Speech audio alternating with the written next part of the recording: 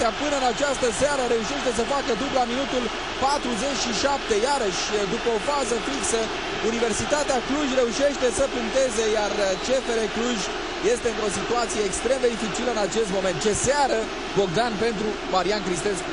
Poate cea mai fericită din cariera sa de fotbalist. O lovitură de cap perfectă a lui Cristescu de lângă Lyon. Nici o reacție din partea lui Beto și, dacă nu mă înșel, este pentru prima oară când Marian Cristescu reușește o dublă într-un meci din Liga 1 Bergambir. Este așadar seara perfectă pentru Cristescu, este meciul vieții sale.